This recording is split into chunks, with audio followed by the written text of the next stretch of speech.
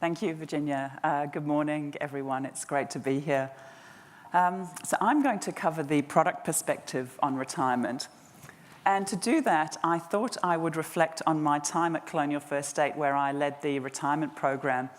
And I thought I would look at what my beliefs were at the start of that time and how my thinking changed over the 3 years. So some of my views when I started were account-based pensions are the perfect vehicle for retirees. Retirees should load up with equities because of the long-term time horizon and that good old sort of what's becoming an urban myth about 60% of your earnings are made in retirement. I thought annuities delivered comparatively bad value. I effectively thought that even though some people might be hurt by a GFC-style event, that overall a larger allocation to equities meant that the majority of people would be better off, so it was a good thing.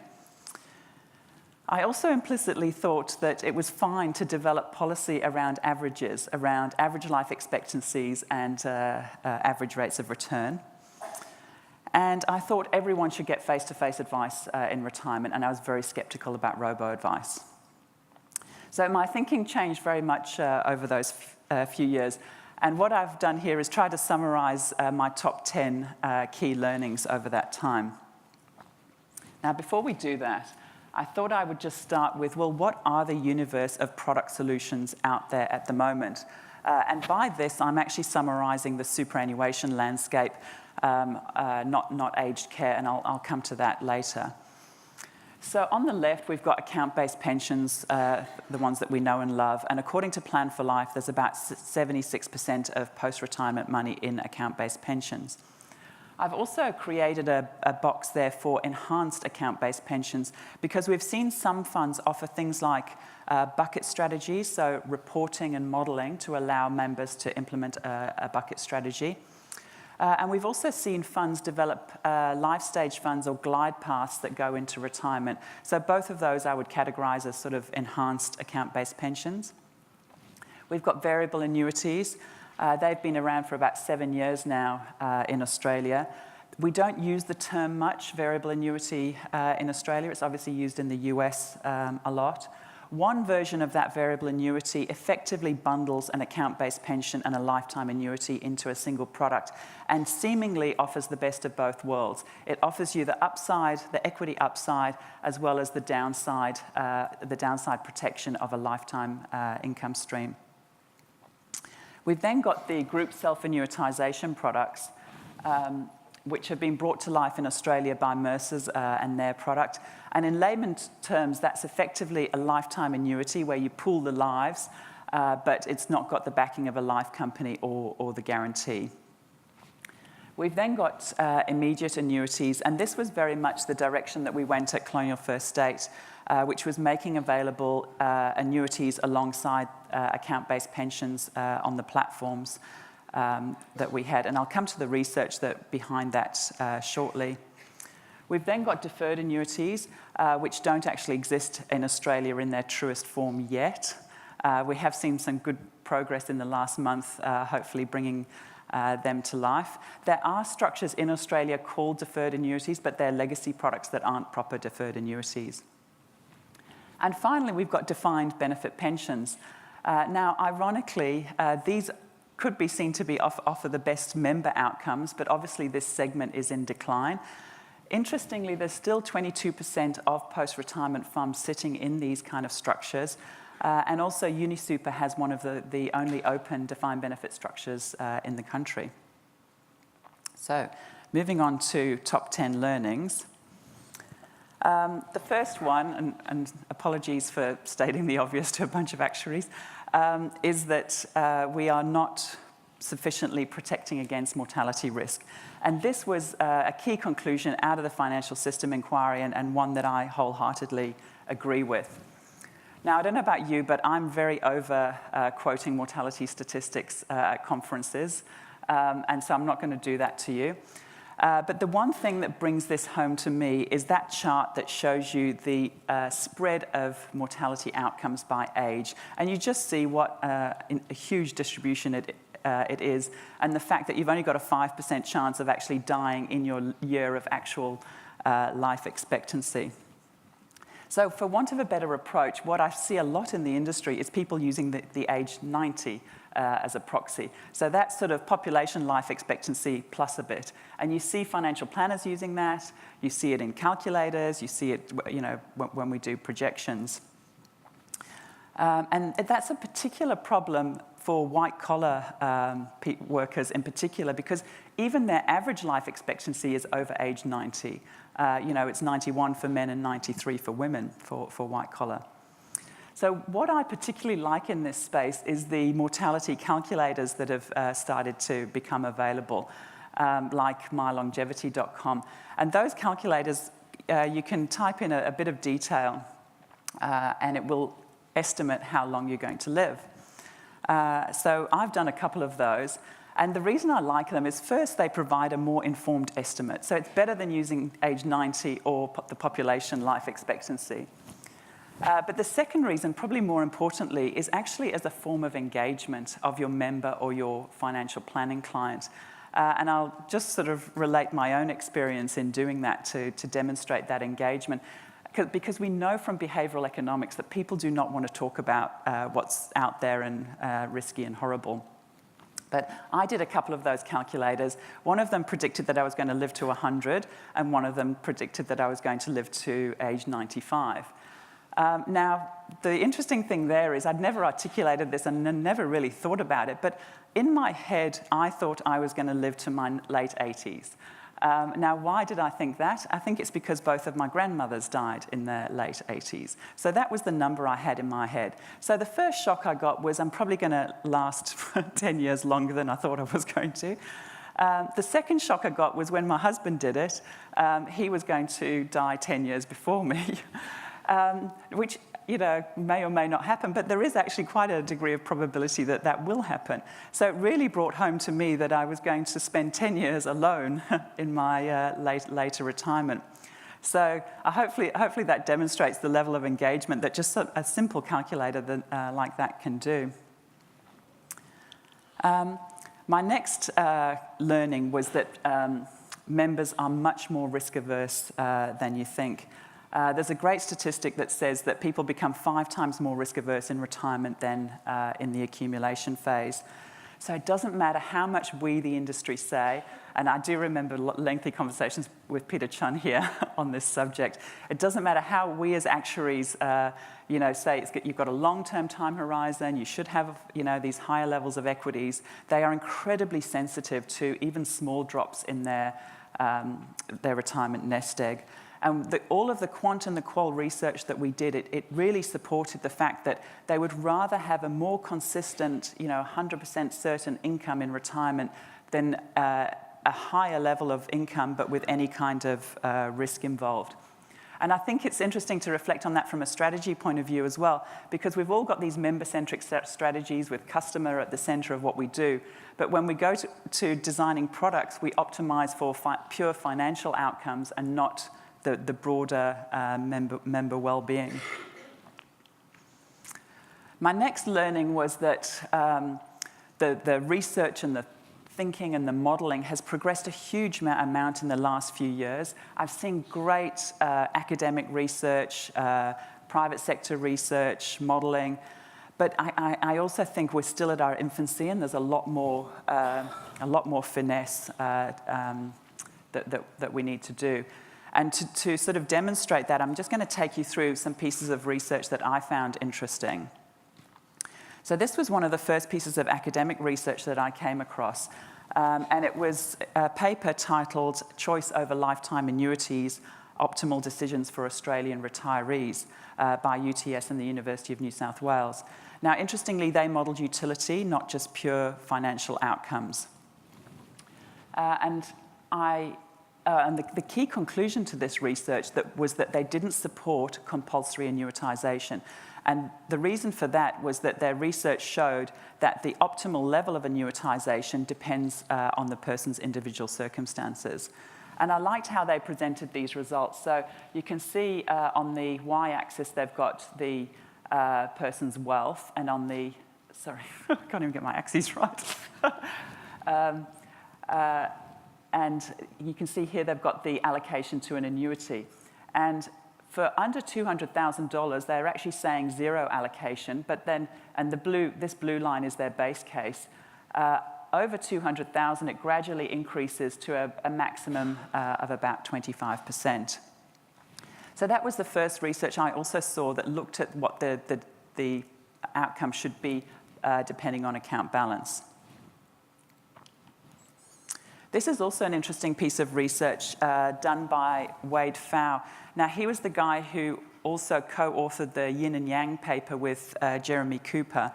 And this paper was quite controversially called Why Bond Funds Don't Belong in Retirement Portfolios. But he uses a sort of efficient frontier analysis and shows that if you add bonds in, you don't actually fall onto the efficient frontier, and that it's only combinations of stocks and income annuities that fall on the efficient frontier. Now, I think a lot of you would like to question the assumptions behind that, but in terms of the high-level concept, it's very consistent with the concept that you replace part of your defensive part of your portfolio in retirement with an income annuity. And that was really brought to life in Australia, I thought, by Zenith, who were the first research house to build model portfolios with lifetime annuities in them. This next piece of research was some research that we did at Colonial First State with EY, and actually Steve Nagel and myself presented this at last year's Actuaries Summit. And what we were trying to do is we're trying to look to model the outcomes from different products in retirement. So account-based pensions, lifetime annuities, and then we did a 25% allocation to a lifetime annuity, a 25% allocation to a deferred annuity, and a variable annuity. And this output is just for a particular customer, a 67-year-old with $400,000 and $43,000 of desired level of income. And the output here is actually showing the percentage of times that that person's desired level of income is met. So what percentage of time he gets that $43,000. And these results in the middle are if he lives to his life expectancy. These are if he dies early, and these are if he lives a bit longer. Sorry, that dotted line should actually be over here. Made that change right at the last minute, didn't go through. So really the key conclusions out of this is if you look at the life expectancy results, you see that the medians were actually quite similar, those yellow dots. Because it's a stochastic model, you can see the variation in outcomes, and that big variation, if you've got an account-based pension, just shows you the degree of variability you can get. The variable annuities did not perform particularly well in this. They weren't flattered by these metrics. But the ones where there's a combination of products, there and here, they did perform quite well. Particularly the deferred annuity looked really good. This next piece of analysis was done by Deborah Ralston with the Australian Centre for Financial Studies and AIST. And again, she also looked at different profiles of people with different balances, home ownership, and looked at what the optimal portfolio should be. And interestingly, she said that for people with the lower balances, 100% in an account-based pension was the way to go. For people with higher balances, a 25% allocation to a lifetime annuity. And again, this analysis shows how dependent on the person's particular circumstances the output can be. And the final piece of research I thought I'd just show you is from Rice Warner and was also presented at the last Actuaries Summit by Michael Rice and Alan Stevens. They also modeled product outcomes in retirement. But the one interesting thing that they also looked at was what they called the deferred purchase of an annuity. So instead of buying an annuity at age 65, putting money aside and buying that at sometime in the future, like age 80. So their conclusions were that investing in an account-based pension with the aim of buying that annuity sometime in the future is the best current option, but that for future products, they were quite keen on mortality pooling, so that group self-annuitization. So coming back to key learnings, the next key learning, a bit embarrassed again because this might be stating the obvious, but the quality of the modelling is critical to the conclusions. So I've just shown you 5 pieces of research, all that say that you should have annuities in your portfolio, so they agree at a high level, but when you go the next level, at what balance or in what circumstances, they all actually differ. So it's really important to have a stochastic model. Unlike my previous thinking, just looking at the average is incredibly misleading. And it's really important to go through the assumptions in a lot of detail. And at a recent conference, David Bell, who's the Chief Investment Officer of MindWealth, he was talking and he showed their modelling on the screen. And he was really postulating that every fund should now have this as an internal capability. You should have a modelling capability within your fund. Now, I'm sure that most funds will actually outsource it to their consulting actuaries, but it is very good news for actuaries. There's a lot of really good work to be done in this area.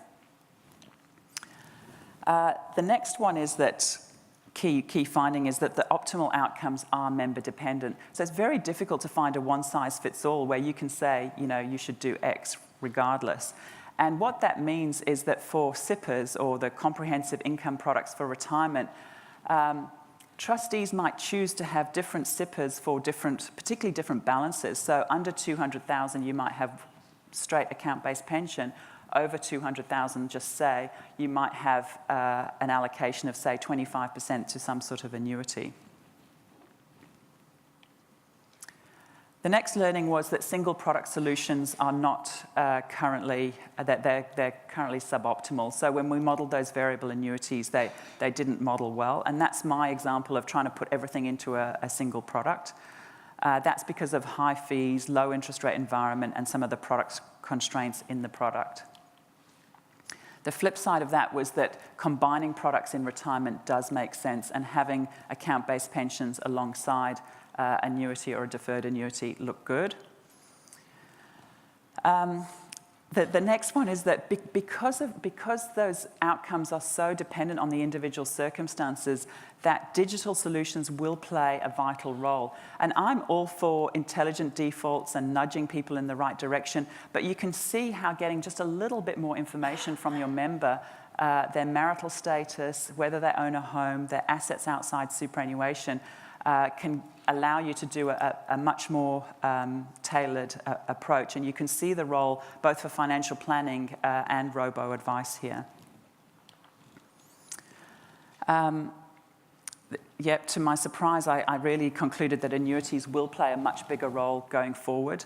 And many SIPPers will involve probably a deferred annuity. It's a very good value for money way of getting longevity insurance. And the other thing we've got to bear in mind is, I think from a customer point of view, being able to pay a regular premium for that deferred annuity is likely to be a more palatable way of buying it, rather than them parting with, let's say 25% of their lump sum at retirement.